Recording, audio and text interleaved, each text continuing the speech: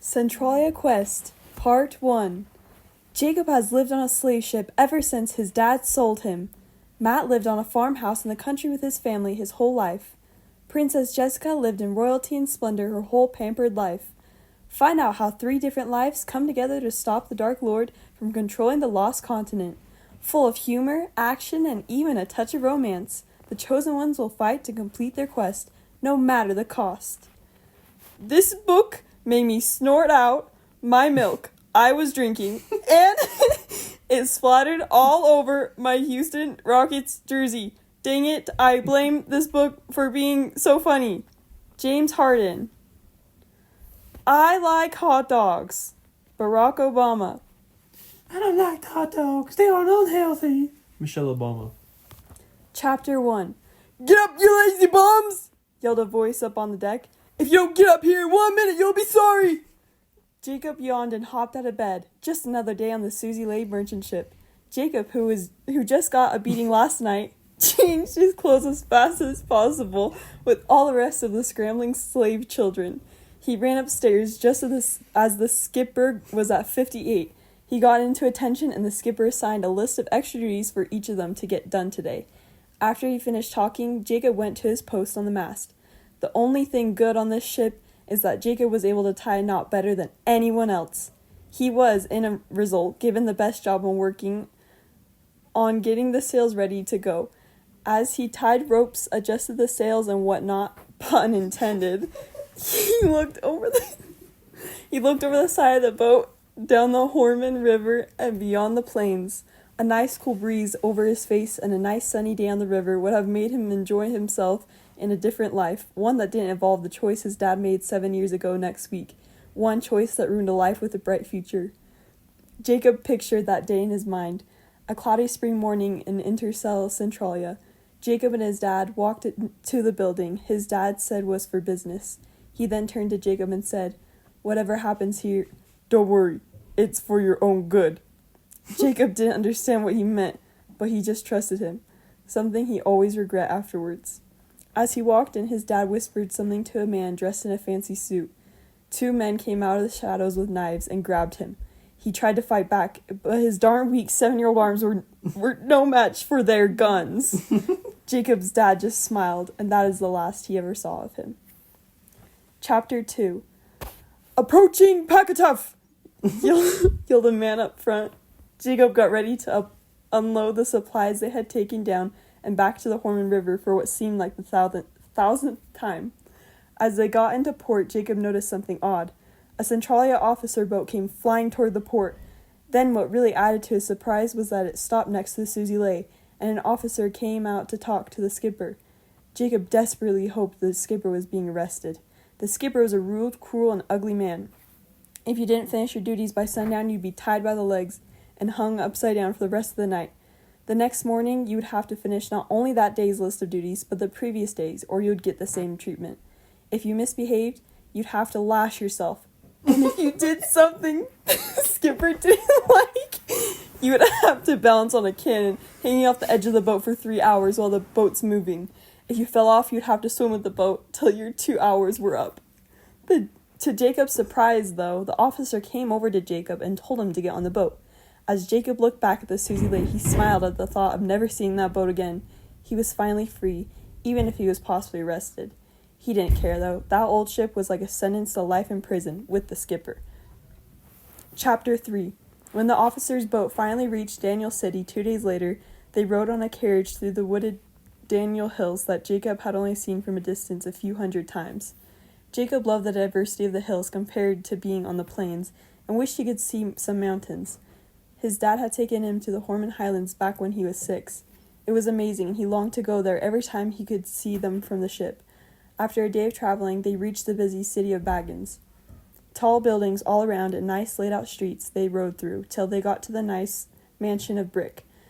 As the officers escorted him in, he asked the same usual questions he had tried to ask all the way here. The officers in turn gave him the usual, "You'll see," and kept walking. When they got in, they took him into a long, narrow room with a warm fire burning in the back. Seated at a long table were a girl he recognized as Centralia Princess Jessica, a man in a nice robe, and a boy about his age with plain-looking clothes. The man invited him to sit, and he took a seat on the opposite side, facing the fireplace. The first to speak was the boy. "All right, he's here. Now can you tell us why we came here in the first place?" The man answered, "Oh, all right. Since Jacob is here, I will tell you about the quest. My name is Zemetist." Jacob wondered why he knew his name and what the quest was about. But since he was about to answer both, the boy didn't, however. "What quest? What are you talking about? Why doesn't anyone tell me anything? Why is this guy so fat?" He pointed towards one of the officers. "Matt, that's rude," exclaimed Princess Jessica. "I will explain everything in just a second, but first, let's introduce yourselves," assured Zemetist. "Fine. My name is Matt, and I'm cool." "My name is President Jessica, but you can just call me Jessica." Zemetist looked at Jacob. My name is Jacob." Zemetist looked at everyone and said, "Okay, now that you have all been acquainted with each other, I will tell you about your quest. First off, you three are all one of the 3 chosen ones. I won't go into detail about that because of time, but you must all help defeat the Dark Lord. You must get 5 gems, the red, green, blue, yellow, and white, to defeat him. You must get it to a certain place in the coastal mountains before he reveals himself and takes over the land. You must do it fast, for chaos is how he won 1,000 years ago. You will have quest coins for your protection, as well as any assistance I or any other Dark Resistance member or friend can give you." Everyone was shocked for 2 reasons: the quest, being chosen ones, etc., and the fact that Zemetist can ramble for so long. Zemetist was about to continue when Matt asked, "Where are we going first? And I want my quest coin!" Zemetist responded, "I'm about to get there, and you will get your quest coin when I'm finished. Now you will be escorted to Maverick, where I believe the red gem is located. Now we must hurry, so you will leave immediately after I give you your quest coins." After he handed them out, they got on a cart driven by an officer and headed out. It was the middle of the night, and as they went through an alleyway, it was very hard to see. Suddenly, 3 men jumped on the cart. One attacked the driver, and he slumped dead. The other 2 went after Jessica, Matt, and Jacob. They grabbed Jessica, putting something over her nose, and she went unconscious. Matt pulled out a knife and attacked one of the men, only to be disarmed when given the same treatment as Jessica. Next, they went after Jacob, who was struggling to get his quest coin to work, with no avail. As Jacob fell asleep, he saw the stars in the sky, the stars he thought he would enjoy free from the bondage for once. Chapter 4. When Jacob awoke, they were being pulled out of a cart into a hut with a small town in the distance. It was in the evening of the next day, and Jacob wondered how long he was unconscious for. They were then dragged into the hut, where they were seated in chairs. Then one of the men took off the mask he was wearing and told one of the other men to go and look out for officers. As he ran out the door, Matt started yelling a bunch of insults to the leader, such as, "You're an ugly coward, terrible man with a lack of hygiene." It was true. He didn't look like he had taken a bath in months. "Enough! I am the one talking here," exclaimed the leader. "Yeah, right, I was," answered Matt. "I said enough," yelled the leader fiercely. "My name is Halfin, the leader of the band of bounty hunters. All except that kid who has a potty mouth are wanted from a certain slaver named John Hudson." Jacob gasped. That was the skipper. "Yes, boy, one you would be familiar with, and you with the potty mouth will have to be, well, disposed of." And just then, they heard some hooves coming, and the door was kicked open. A bunch of officers came in with weapons, and one with a crossbow aimed at Halthin, and said, "You're under arrest." Halthin pulled out a knife, grabbed Jessica, and put her in front of him, and said, "One step closer and she dies!" Jacob and Matt both looked at each other and nodded. They both jumped on Halthin and grabbed the knife out of his hands. Jessica got up and ran. While Halthin wrestled with Matt and Jacob, Halthin pulled out a mini crossbow and shot Matt in the arm, just to be returned the favor by one of the officers, but in the back. As he slumped dead, the officers praised Matt and Jacob, and they set off in a separate cart driven by an officer.